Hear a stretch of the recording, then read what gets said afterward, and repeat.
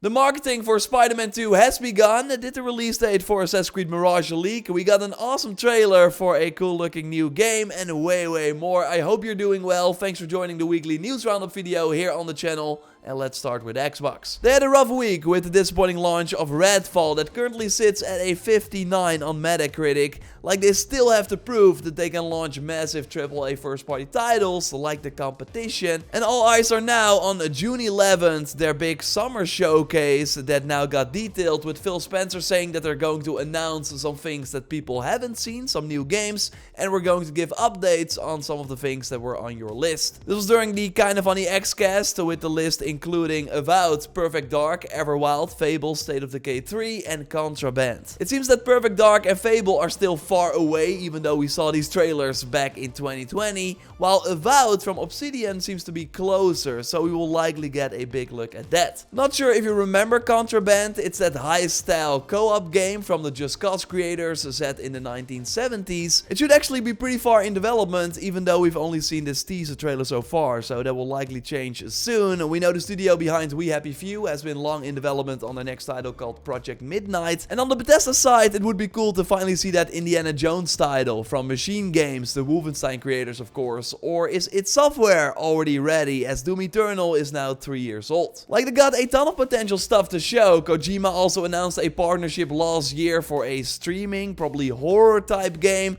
We know the creators of Hitman, IO Interactive, are doing a new online fantasy project that Xbox seems to be involved in. But yeah, those titles are probably still far away. Now, next to Starfield, that will by the way get its own gameplay presentation right after the Xbox showcase on June 11th, it also seems that Hellblade might be another 2023 game next to Forza. So far though, the Hellblade 2 gameplay did not really do it for me, so I really hope a new trailer gives a better look at what actually playing the game will be like. And Phil also likes to tease things on his shelf, and this week he had Alan Wake there with the Xbox logo, as pointed out by QuestMode on Twitter. Like, Alan Wake 2 should still launch this year, probably around Halloween, and I can totally see that being a day one Game Pass title. Would of course be huge. I will be live reacting to the Xbox show. They really have to nail this, and I hope they surprise us. Of course, I'm curious to hear what you would like to see during the Xbox showcase. Let me know in the comments. And the next day, on June 12th, Ubisoft will take the stage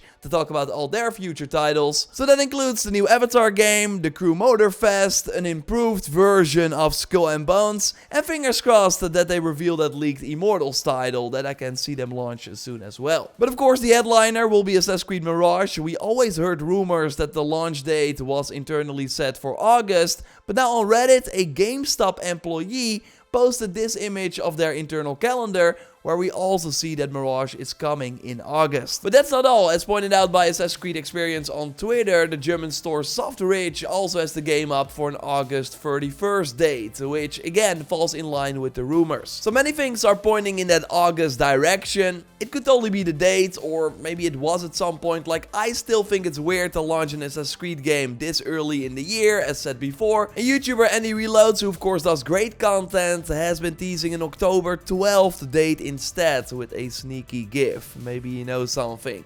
Also a first day, just like previous Ubisoft games. I can see it happen. We will know soon enough. And by the way, Ubisoft confirmed that, as announced during our showcase last year, AC codename Red will be the first title to launch with Infinity. I already said in the previous news roundup video that I did not believe the rumor from the French magazine that Mirage is going to be part of Infinity, and it turns out I was right. Now let's talk about a rumor I do believe, and of course, if you like these weekly news roundup videos, then leaving a like would really help me out, and subscribe because I post one of these every Sunday. The PlayStation 5 Pro is 100% in development at Sony, according to Tom Henderson, with first dev kits sent out soon, actually in the coming months for first party, with third party getting them by the end of the year. The launch of the new hardware should then be at the end of 2024, and I think it's not a surprise, as the PS4 Pro was a great success because it pushed early adopters of the PS4 like me to buy another full price machine halfway through the generation. And while I totally feel that we've barely scratched the surface of what the regular PS5 has to offer,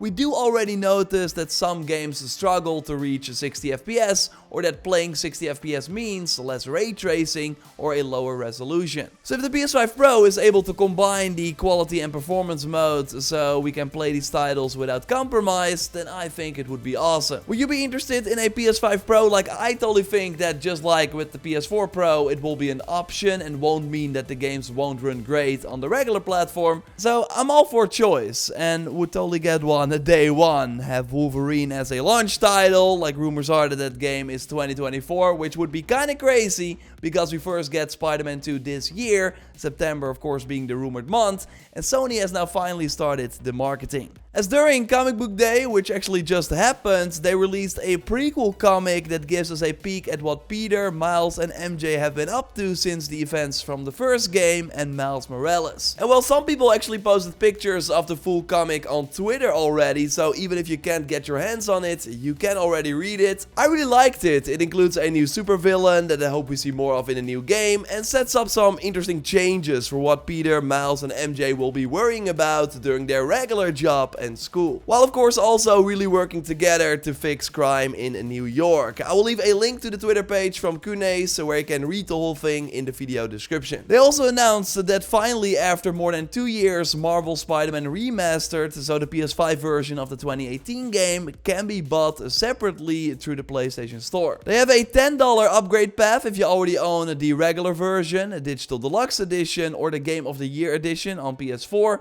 Otherwise, it's $50, which is quite a lot. And I immediately thought, hey, we're supposed to get an Horizon Zero Dawn remaster for PS5 as well. Like, if they're charging $50 for this Spider-Man re-release, high chance that the Zero Dawn remaster will be $60 or maybe even full priced. Still though, revisiting that game with all the Burning Shores and Forbidden West enhancements, I would totally want that, but I think full price is a hard sell. I'm getting ahead of myself though, but yeah, Sony is finally talking about Spider-Man 2, which means that we will likely get a proper look very soon.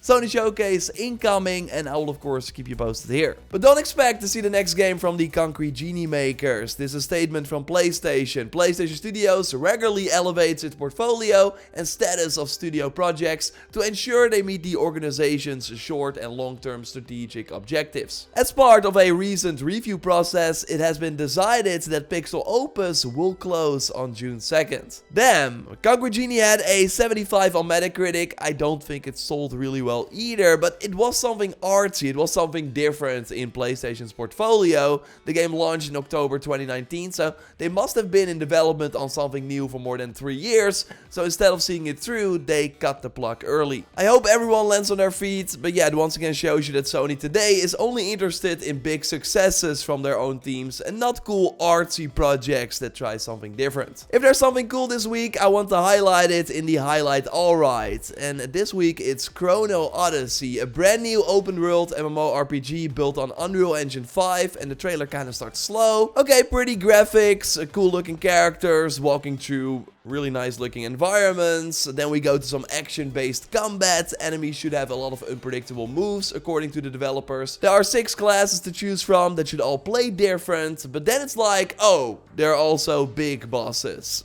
that we cannot take on alone. I'm kind of getting Monster Hunter vibes from this, and I really like the enemy design, like this huge sort of fox, pretty cool. But then they're like, thought those creatures were big. Look at this angry toothless creature that you have to take out with 100 players. Probably really hard to keep track of anything, but it looks cool. Manipulating time plays a big role in the story as well, but also in the gameplay, which is the interesting twist. Xbox Series, PlayStation 5 and PC at some point in 2024 probably, hopefully. I will at least give it a shot. I will leave a link to the trailer for if you haven't watched it yet in the video description, and let me know what you think in the comments. And in the comments you can also leave questions that I then might answer at the end of the next Sunday video, and let's combine the one from Avienda asking when there will be a port for Forbidden West and the DLC to PC, and from Jello asking about the Ghost of Tsushima PC port this year, question mark. Sony very recently said that more PC ports are coming during their financial call, and I totally think that Ghost of Tsushima is next, but they likely want to announce the sequel first and then the PC port,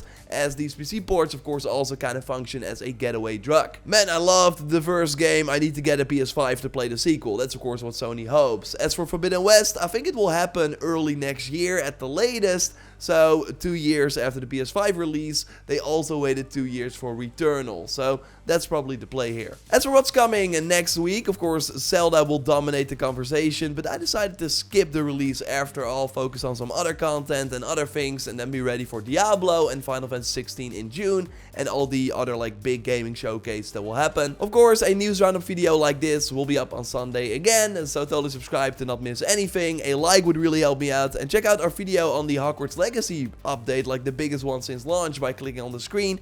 I will speak to you soon. Goodbye.